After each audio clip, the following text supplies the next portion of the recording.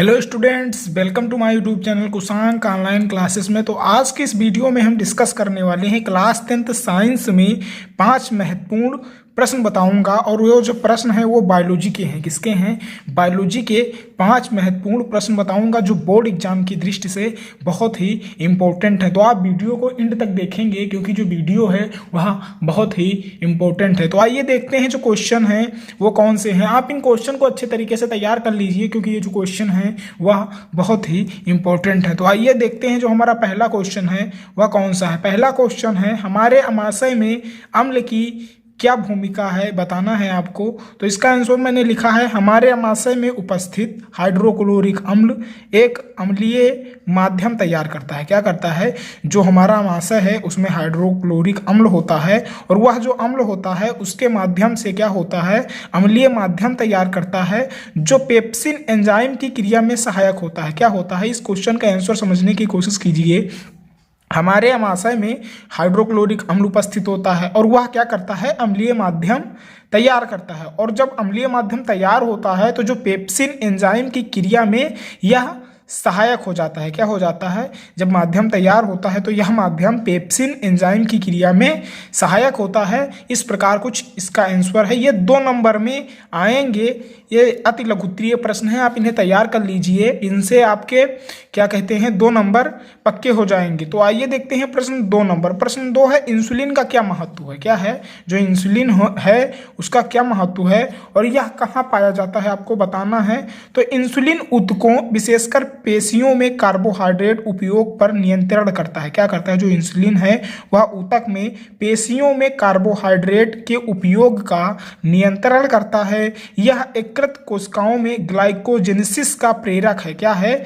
यह यकृत कोशिकाओं में ग्लाइकोजेनेसिस का प्रेरक है। यह अग्नाशय की लैंगरहैंस दीपिकाओं में बनता है। कहाँ बनता है? यह अग्नाशय की लैंगरहैंस दीपिकाओं में बनता है। अगर आप ये सब ना लिखकर सिर्फ यही लिख देंगे कि यह अग्नाशय में बनता है तब भी सही माना जाएगा। उसके बाद हम तीसरा क्वेश्चन देखते हैं, ऑक्सिन तथा साइटोकाइनिन के मुख्य कार्य लिखिए। क्या करना है आपको?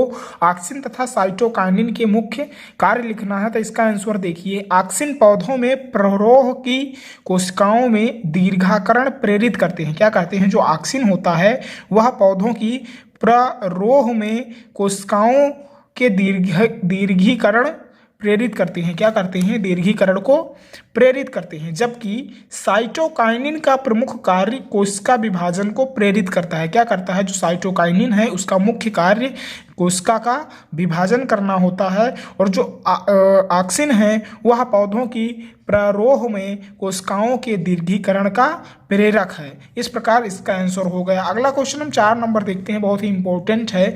मानव में वृषण के क्या कार्य हैं आपको बताना है। तो इसका आंसर देखिए, नर में प्राथमिक जनन अंग अंडाकार आकृति का वृषण होता है। क्या होता है? अंडाकार आकृति का वृषण होता है। वृषण में शुक्राणु तथा टेस्टोस्टेरॉन हार्मोन की उत्पत्ति होती है। क्या होती है? जो वृषण है वृषण में ही शुक्राणु तथा टेस्टोस्टेरॉन हार्मोन की उत्पत्ति होती है। वृषण कोश शुक्राणु बनने के लिए उचित ताप प्रदान करता है। क्या करता है?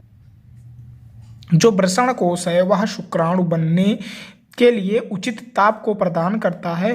तो बस यही कार्य जो है वह वृषण का मुख्य कार्य है। आपको इतना ही लिख देना है, इससे आपके 2 नंबर पक्के हो जाएंगे। आप इन क्वेश्चन को तैयार कर लीजिए क्योंकि ये जो क्वेश्चन है वह बहुत ही इम्पोर्टेंट है।